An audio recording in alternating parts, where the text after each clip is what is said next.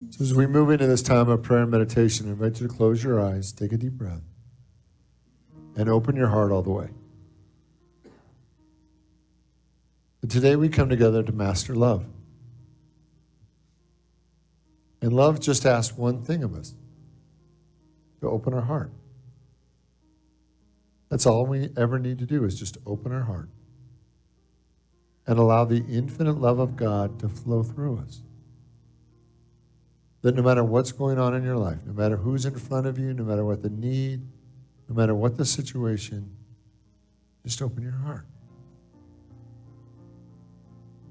And the full power of God's love is fully present in that moment. Open your heart. Open your heart.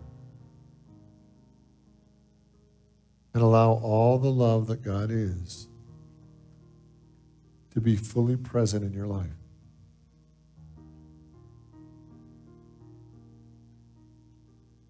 No matter what the need, no matter what the situation, open your heart.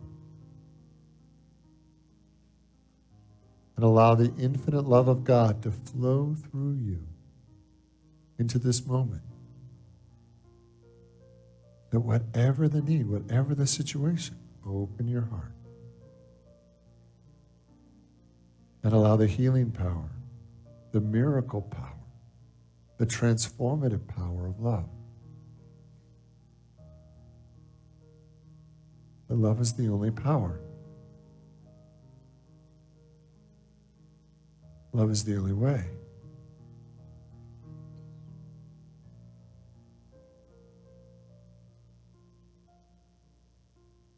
And as you open your heart, you are lifted higher.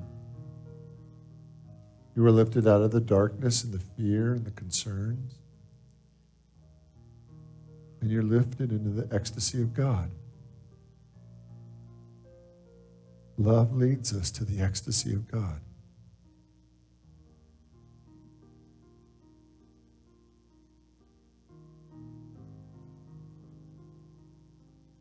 Just open your heart.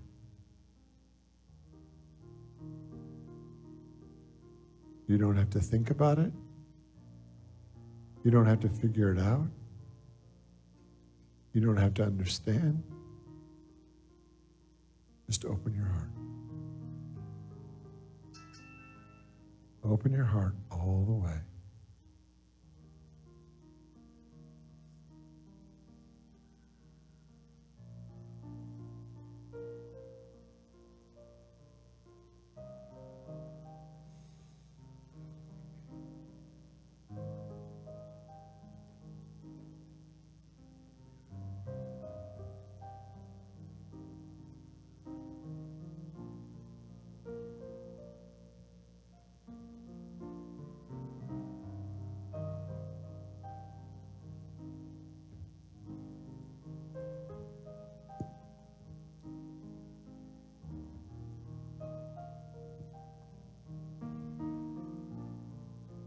And love heals every situation. Love restores. Love lifts up. Love makes all things new again.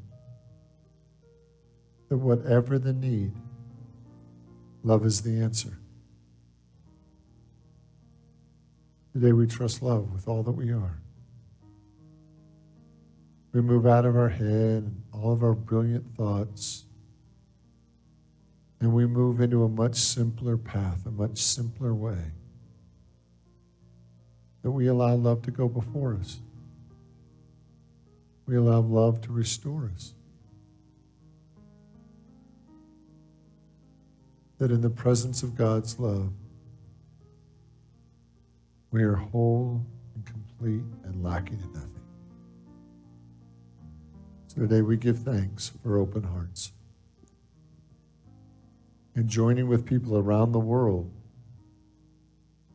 who are healing the world with open hearts. So in all things, God, we say thank you. Thank you, thank you, thank you. And so it is. Amen. So I want to talk about mastering love today. and what that means to you, what that idea invokes in you. Because for most of us, the moment I say mastering love, it becomes an intellectual activity. Like our mind loves a concept, right? So I say master love, and it moves from just opening your heart. Now it's something I have to figure out. It becomes an intellectual activity, and I have to do it right. I have to master. I have to get the diploma. I have to get the degree. I'm going to master love. And what if mastering love is far simpler than that? What if mastering love is just that you open your heart and you leave it open? You just leave it open. No matter who's in front of you, no matter what's going on, no matter what the conflict, the situation, you just have an open heart and you just leave it open. And for many of us, that is just crazy talk. Right? That's just crazy talk, right? Nobody does that. Right? Your head's supposed to be in charge. Your mind's supposed to be in charge. Your mind's supposed to tell you when it's safe to open your heart, when it's appropriate to open your heart. Right? You just don't leave it open. You could get hurt. You're going to get hurt. If you open your heart all the way and just leave it open, you're going to get hurt. Right? How many of you have ever had an emotional hurt? How many of you have ever held on to the pain of that emotional hurt for more than, let's say, a minute? A year? 10 years? Half a decade? Right? All right, so what I want you to see is that you're going to get hurt from time to time. Right? And you know what's amazing about if you get your like a little scratch or a little burn on your finger? Is that your body instantly begins to heal it. Like instantly. The moment you cut yourself or you burn yourself, your body 100% unleashes the full healing power on that little spot. And the full focus of your body begins to send healing energy to that little spot. Now, when it comes to emotional things, though, what happens for many of us is we have an emotional pain, and then what do? We close down our hearts. And where is the pain now? Is it on the inside or is it on the outside? It's on the inside. And with a closed heart, where will that pain stay forever and ever and ever? On the inside.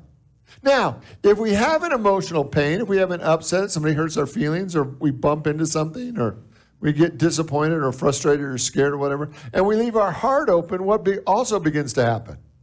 The infinite love of God flows through and washes it out. And then it's over. And then we move on. That our whole premise that we're smart enough to keep ourselves emotionally safe by controlling whether our heart is open or closed isn't true.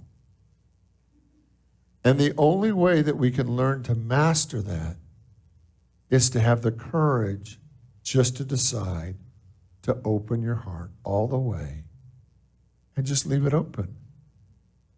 No matter what the situation, no matter what the need, no matter who the person is standing in front of you, you just open your heart all the way and just leave it open.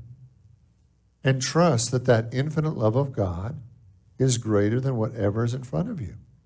Especially if you're stuck. You ever feel stuck?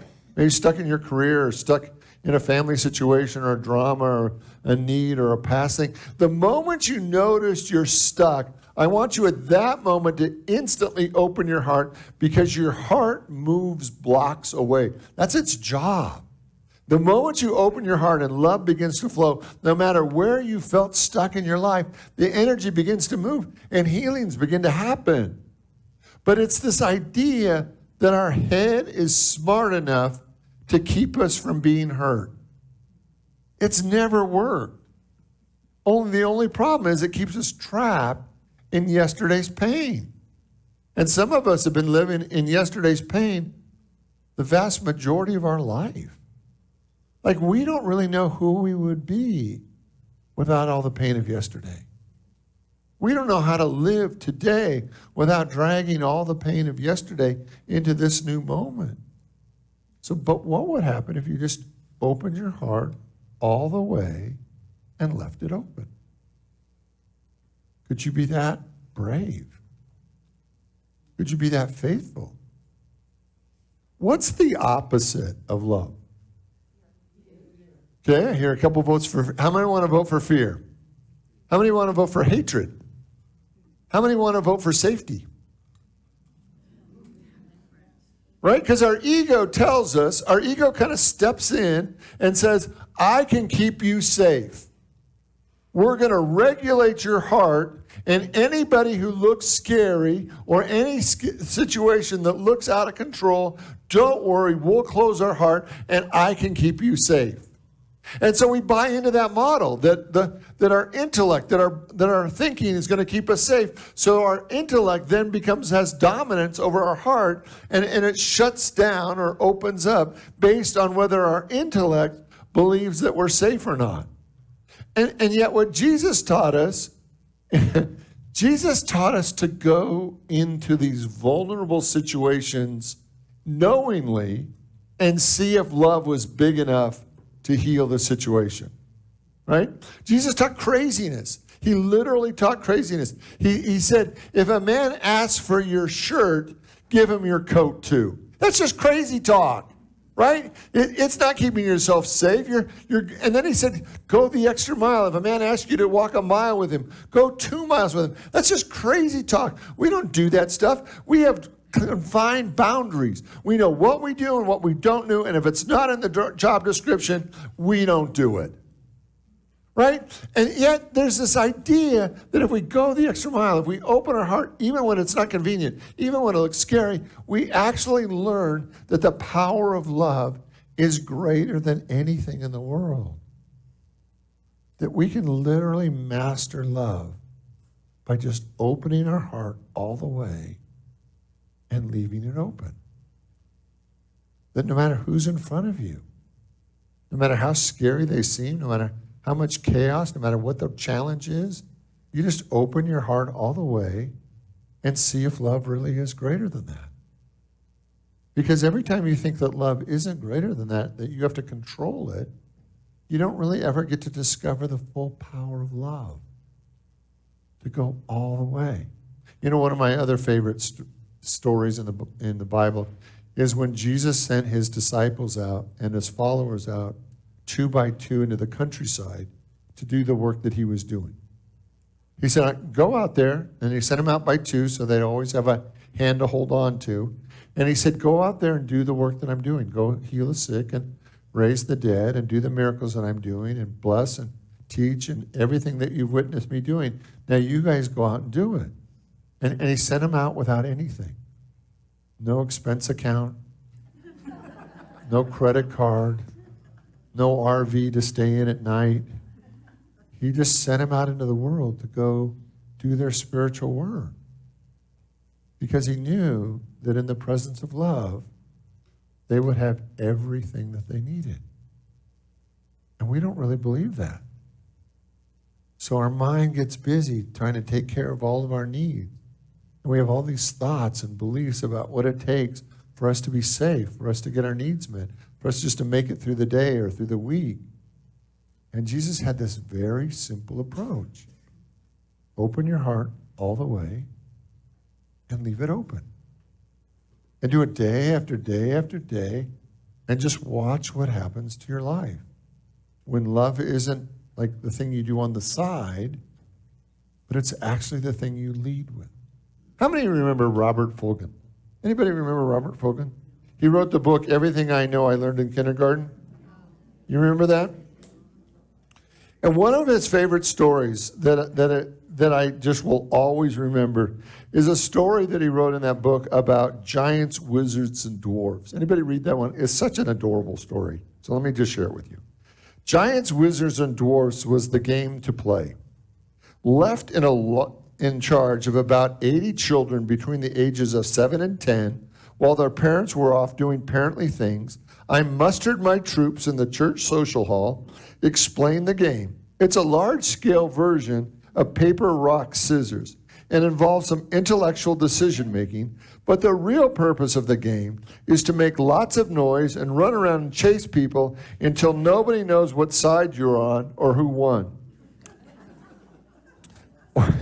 Organizing a room full of wired-up grade schoolers into two teams, explaining the rudiments of the game, and achieving consensus on group identity in all is by no means easily accomplished.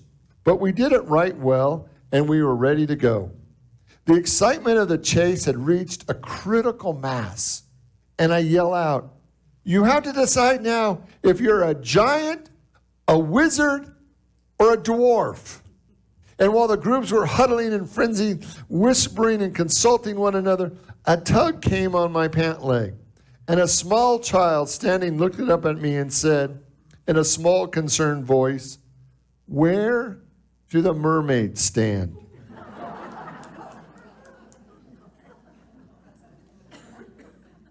Where do the mermaids stand? A long pause, a very long pause. "Where do the mermaids stand?" I said. "Yes, you see, I am a mermaid." "There's no such thing as mermaids." "Oh, yes, and I am one." She did not relate to being a giant, a wizard, or a dwarf. She knew her category, mermaid. And she was not about to leave the game and to go over and stand against the wall where losers stand. She intended to participate wherever mermaids fit into the scheme of things. Without giving up her dignity or her identity, she took it for granted that there was a place for mermaids and that I would know where it was. Well, where do mermaids stand? All the mermaids, all those of us who feel different, who don't fit into the norm, who do not accept the available boxes or pigeonholes. Answer that question, and you can build a school, a nation, or the world. What was my answer in that moment? Every once in a while, I say the right thing. "Mermaids stand right here by the king of the sea," said I. "Yes, right here next to the king of fools," I thought to myself. So we stood there, hand in hand, reviewing the troops of wizards, giants, and dwarfs as they rolled by in wild disarray. It's not true, by the way, that mermaids don't exist. I know at least one personally. I have held her hands.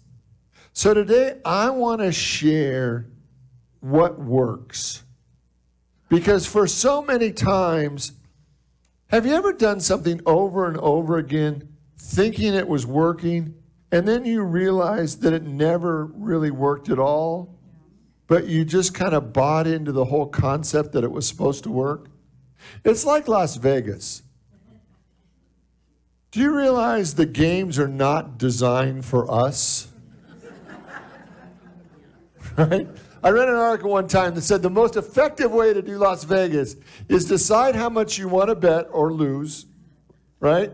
And place one bet with all the money, whether it's blackjack or roulette, whatever it is, and put all the money in one bet. Because it said the longer you bet, the more the odds work against you. Put all the money in one bet, see how it goes, and just call it good, right?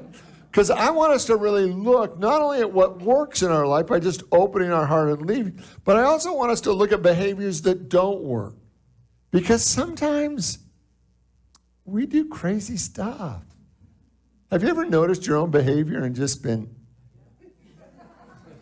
it's amazing. So Greg Bear in his book, Real Love, gives these 5 ideas that just don't work if we want to be loving people, if we want to open our hearts all the way. The first one he says is lying never works. Now, how many of you know that lying doesn't work? Right? The idea that if you lie, it eventually is going to come back and the truth is always going to be revealed. But what he talks about is lying in a more subtle way. He talks about lying in the way of, like when you're dating and you wash your car before every date until you get into the relationship, and then you don't wash your car ever again. Or you take somebody out to a restaurant that you really can't afford, but you're trying to impress them. right? So you overdo, you overindulge. And his whole thing about lying, it's not just what comes out of our mouth, but it's all the ways that we're not truthful about who we are, about what's going on with us, about the deeper level where we're putting on airs, when we're not being authentic. He said that's really a sign that we don't really feel loved, because we're having to do more than really is necessary or even appropriate to allow ourselves to feel loved in that relationship. And the problem is, even if you're doing all those things, you believe that people love you because you're doing all those, not because of who you truly are, right? Now, what's the opposite of lying? I didn't think it was going to be that hard. Right? Telling the truth, right? And when he talks about telling the truth, what he's talking about is telling the truth about you, about what you're feeling, about what you want, about what you need. It's about really revealing yourself. Have you ever had somebody come up to you and say, I really need to tell you the truth? Right? And then they launch into a 20-minute thing about their opinion of you. So telling the truth is not a permission for you to give your opinion about everything to everybody. There was an interview last night I was watching, and about 10 minutes into the interview, this guy says, well, I'm going to tell you the truth. And it's like, well, what have we been doing for the last 20 minutes here, right? And telling the truth sometimes is hard. Because sometimes what's going on for us, we don't want to share. We don't think anybody's going to care enough to really listen anyway. And telling the truth really is hard. And many of us have one sentence that we just don't want to say. But in saying that one sentence, really telling the truth, it sets us free. It moves us forward. So if you had to tell yourself the truth today, is there any place in your life where you're still lying? Where you're not being authentically you? Where you're not sharing your real self with others? Where you're holding back? Where you're not revealing yourself at the level that you know Spirit's calling you to reveal yourself? And would you be willing to be more honest, more forthcoming, more vulnerable, to really stretch yourself? And then he said the second one is kind of like the first. He said, nobody feels love when they're being attacked. Now, when you talk about attacking, you think about war, you think about physical confrontation or physical aggression. But he said sometimes the attacks are much more subtle. Do we have any eye rollers here? And a good eye roll about, oh my God, this person doesn't even know how stupid they are, right? That's an attack, right? How many, do we have any cluckers here? You know what a clucker is? Tisker, tisk, right? And it's this idea, or anybody use sarcasm as a way of really making sure people know how stupid they are, right? And over again, that does not build a sense of love, right? It's not leading with an open heart. It's trying to find an intelligent, egotistical way of telling another person they are outside their place. They are not being appropriate. They're not responding to you appropriately, and you're trying to put them back in their place. And what I want you to see today is that with a wide open heart, we just love them. They're just so darn adorable, right? Even though they're wrong, we just love them, right? And we just make all kinds of room that when we're into attacking, when we're clucking, when we're rolling our eyes, when we're using sarcasm, we're just telling the people around us that they're not fully loved. And the third one is acting like a victim. Acting like a victim.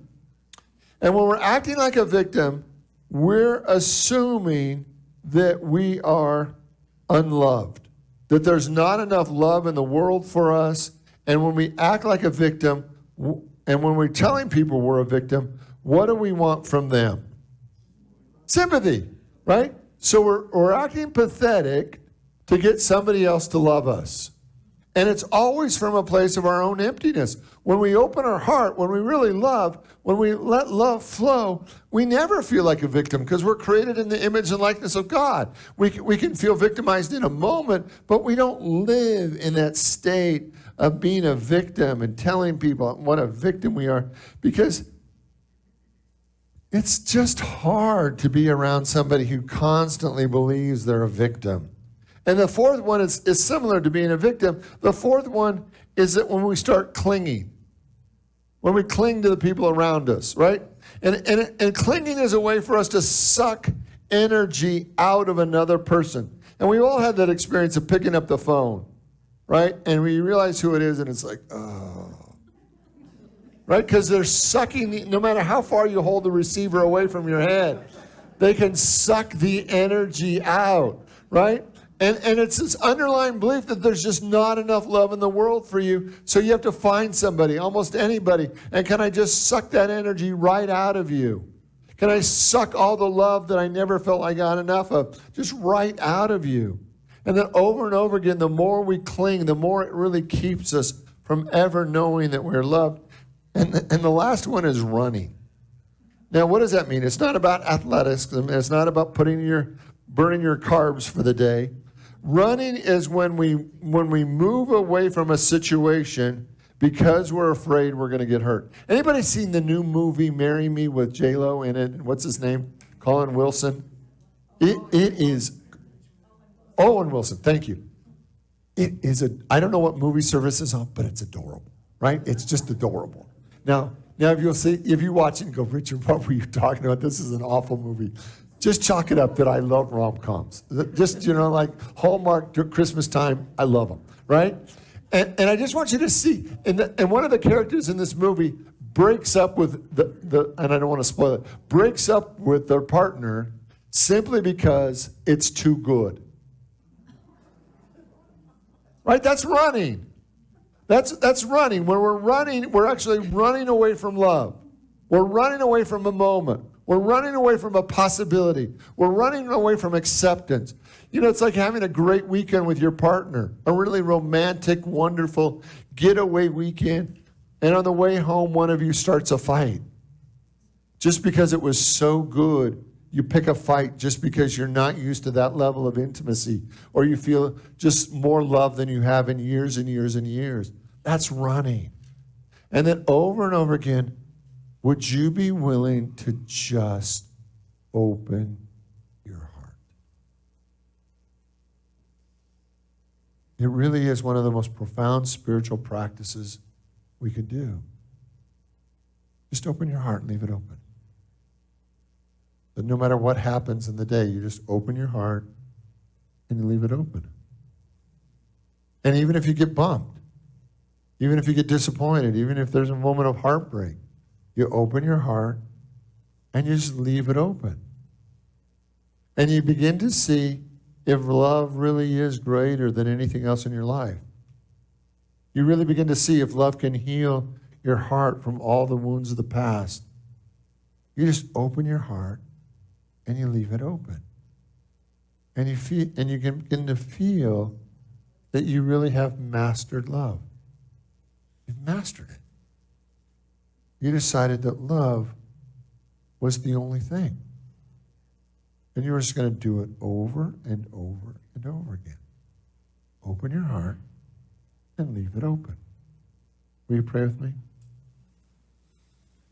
Just want you to take a deep breath. And I want you to feel the power of love in your life. That no matter what's going on in your life today, no matter what the need, no matter what the situation is, that there is a different way through life. And it's not about figuring it out. It's not even about being safe. It's just a decision that we make every day, every moment of every day, to open our heart and leave it open. And to let love be enough. Let the infinite love of God flow through us. That love is the only power. Love is the only way. And no matter how much your head wants to be in charge, no matter how hard your head is committed to keeping you safe, you come back to your heart, you open your heart, and you keep it open. Over and over and over again. And you discover the true power of love in our world. Today, I believe in love. I believe that love is the one and only power. And I believe that as we open our hearts, all things are made new again. So in the name and through the power of the living Christ, we give thanks. And so it is. Amen.